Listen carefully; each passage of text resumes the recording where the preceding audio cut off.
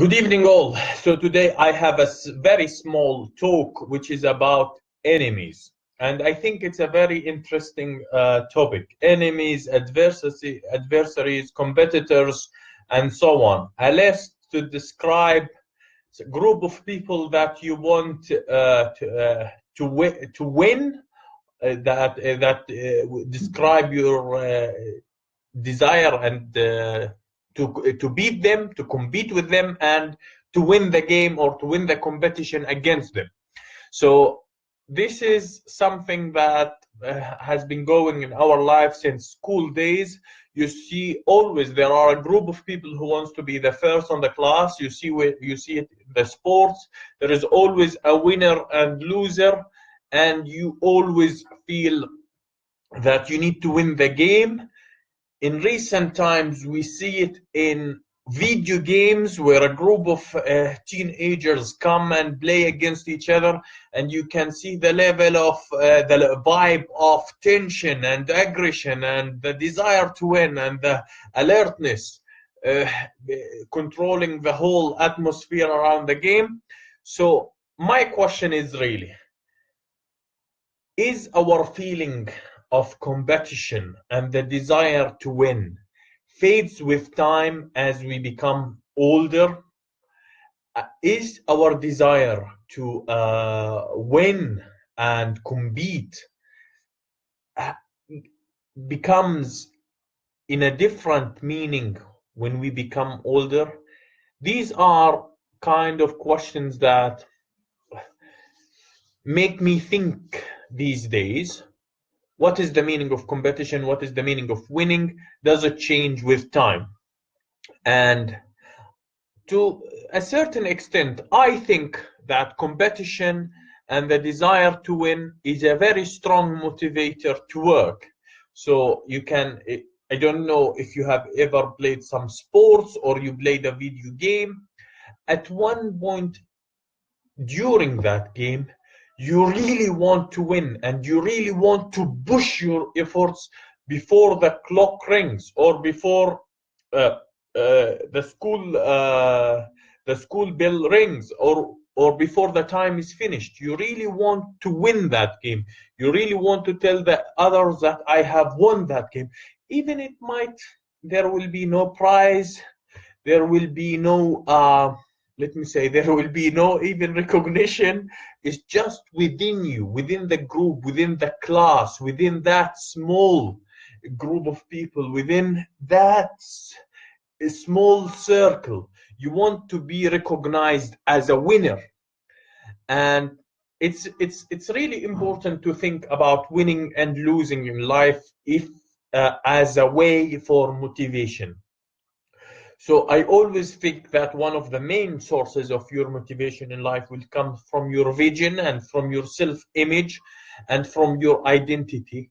But sometimes you need other factors to contribute to your motivation and your daily desire to work, especially that when you feel a little bit tired or when you feel there is not enough pressure, you really want to feel that sense of competition, and you really to want to identify, these are my competitors, these are my enemies, this is my match, I need to win that match, and the time for that match is so and so, and I have to win it.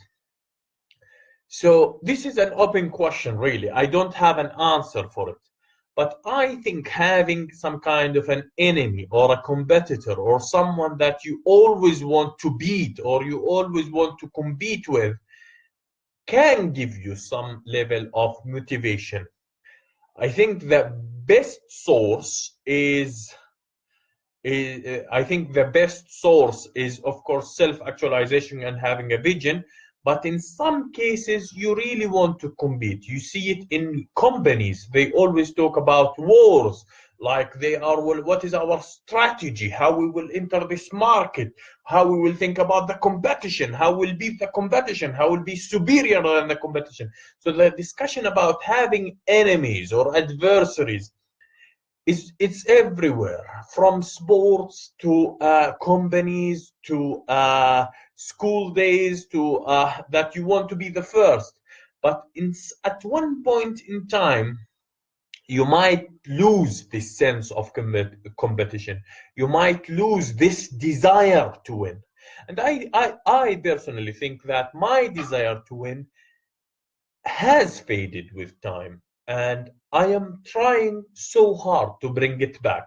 Maybe because I have seen much of the world, that the things that that has a value, or things that have value for me, has changed, and there are very rare things that can trigger my interest, and there are very rare things that can trigger my desire to work, and most of these actions are intrinsic. However, sometimes I need to think about myself, that I need some level of excitement. I need some level of a competition triggers. And by the way, in some cases, these triggers can work in a negative way. So if the competition is so strong, you might feel, oh my God, this is a very strong competition. I can't compete. The target is so far. Let us not think about it. And sometimes I think how Shiplinger thought about it in terms of social theory, that he always wanted this level of, let me say, relative challenge, that a challenge that can be a little bit higher, but can be a little bit lower, but not too much lower and not too much higher, can trigger the desire, or the creative desire to win, and the creative desire to compete. So I leave it with you.